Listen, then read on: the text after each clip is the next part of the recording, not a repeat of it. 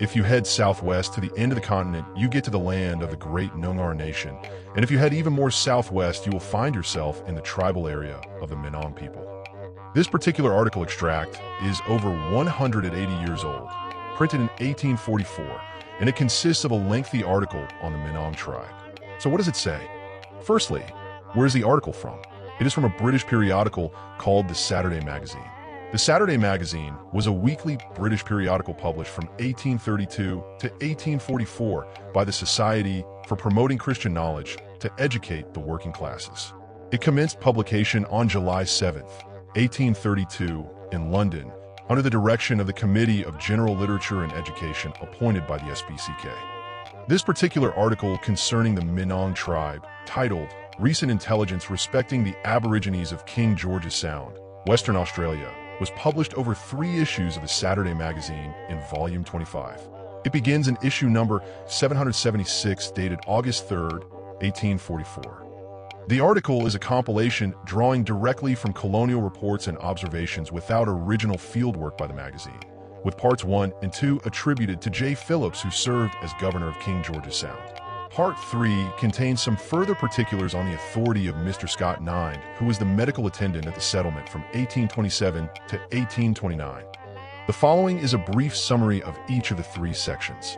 In issue 776, dated August 3, 1844, the article begins with the geography of King George's Sound in Western Australia, noting its discovery in 1791 by Captain Vancouver, subsequent visits by explorers, and the 1826 settlement led by Major Lockyer of the 57th Regiment to establish a penal outpost. It describes the unsuccessful early colonization attempts. The article moves on to detail the Noongar Minang Aboriginal people, describing their physical characteristics as muscular, with dark skin, black hair, and prominent features. Tribal divisions are outlined into 2 main groups, Tondarup and Mungulhanner, each with subdivisions like Yubalwax, along with strict laws requiring equivalent injuries or death for offenses, marriage practices, inheritance of widows by nearest kin, family relationships, breeding rituals, origin myths of fire involving the bandicoot, hawk, pigeon, traditions about the emu, Milky Way stars, snakes, and reptiles.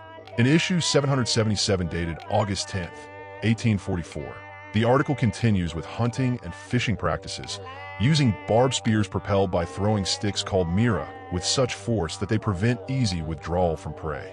Kangaroo hunting involves stalking against the wind using concealment tactics and group approaches to surround and spear the animals. Spear fishing occurs in shallow bays at low tide, capturing 10 to 12 pounds of fish per tide or up to 30 pounds of large specimens, with weirs employed for estuarine fish. Gathering includes eggs, birds, lizards, parrot tribe members, young hawks, ducks, swans, and pigeons. Dingoes assist in hunting with their fine scent. Illness is treated by conjurers called mullingar, which involves extracting quartz pebbles through rubbing, blowing, sputtering, and contortions, with a heated garlic-smelling shrub used for headaches. In issue 778, dated August 24, 1844, the article concludes with descriptions of dress consisting of kangaroo skin cloaks fastened with rushes and worn for outward and rain. Skin preparation involves pegging, scraping, greasing, and painting with red ochre. Body painting uses red ochre mixed with grease for protection against sun and rain, while mourning features white streaks on cheeks and forehead. Ornaments include nudable waistbands, armlets, and headdress. Weapons encompass spears 8 feet long, stone-tipped throwing stick torok, hammer, and knife. Funeral rites involve 4-foot-deep graves with crescent earth arrangement, green boughs, body cloaked with crossed arms and bent knees, bark, spears, knife, and ornaments deposited, accompanied by loud lamentations, a small fire at the grave, tree carvings, and bark circles. Beyond these brief summaries of various observations, the undertones of the complete and full articles are predominantly negative and degrading toward the Minang people, mixing in many other observations distorted through colonial biases.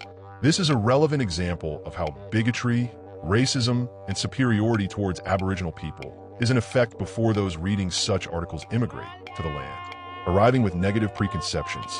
As with all early European recorded encounters, we must sift very carefully through the words to separate fact from distorted perception.